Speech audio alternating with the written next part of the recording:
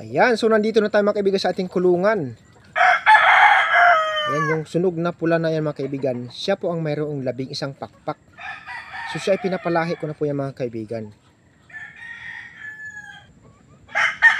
Ayan po sa mga kaibigan yung ating sunog na pula. Siya po yung may 11 pakpak. So ngayon titingnan natin.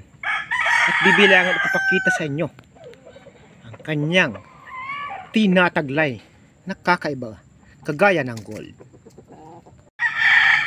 So ayan mga kaibigan, nandito na po ang ating sunog na pula sa ating hita na naman na katungtong. Ayan po siya. Ang ating sunog na pula. So bibilangin na po natin mga kaibigan. Pero bago yan, disclaimer. This video is for entertainment purposes only. Ayan. Ito po yung una mga kaibigan. Itong puti. Ayan, isa. 2, 3, 4, 5, 6, 7, 8, 9, 10, 11. Ayan, ito po yung pinakagitna mga kaibigan. Ulitin natin.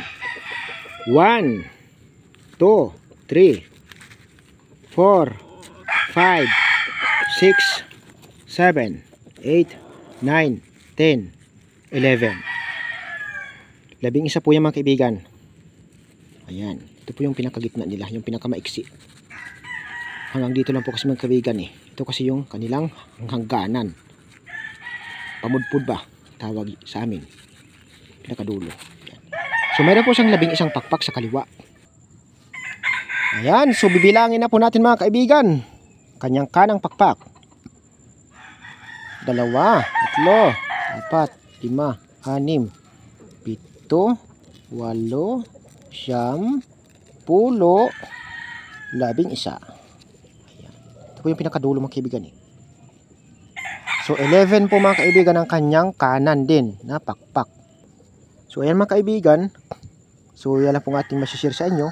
So sa mga naniniwala sa sinyalado, ang video na ito ay para sa inyo. At sa mga hindi naman naniniwala, so wala naman pong problema kung kayo ay maniniwala. Kung hindi naman, ayos lang. Kung panoorin nyo, okay lang. Pag hindi, ayos lang din po.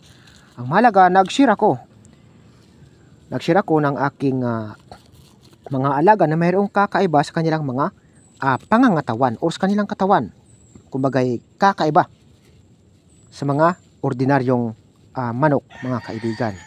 Dahil sila lang po sa mga manok ko dito ang mayroong tag-11 pakpak. Magkabilaan ang ating gold at ang ating sunog na pula. Yung karamihan kasi dito na iba, puro lang 10 mga kaibigan. Madalang mag 11-10. Hindi po parihas. Ang pakpak ng manok ay, ang pakpak niya nagkakaroon ng 11 at saka 10. 10 yung kabila, 11 yung kabila, di kaya makabila 10, 10. Wala pa po akong na-encounter na siyam. Yung kabilaan puro lang po 10. Sa 11 at saka 10, siguro mayroong 2 or 3 mga kaibigan ako dito na manok. Hindi po timbang. Kasi ang tawag nila doon ay hindi timbang ang pakpak niya. So sa amin naman, paki ang tawag doon mga kaibigan, paki. Hindi siya balance. Ayan. So yan lang po mga kaibigan ating munting masishare sa inyo. So pasensya na po kayo sa ating video, or matagal po tayo nakakapag-upload ng mga video. So busy po kasi tayo mga kaibigan sobra, dahil paparating po kasi mga kaibigan yung mga chow or mga foreigner galing na naman po mga kaibigan sa ibang bansa. Kaya ratratan po ang aming paglilinis sa bahay ng aking amo. Grabe. Ayan, so puputulin na po natin mga kaibigan ating video. Maraming salamat po sa inyong lahat mga kaibigan. Kung nagustuhan po ninyong aking video ay huwag po ninyong kalimutang mag-like, mag-share at higit sa lahat, mag-subscribe para lagi pa rin po kayong updated sa mga susunod kong video na i-upload. God bless us all mga kaibigan!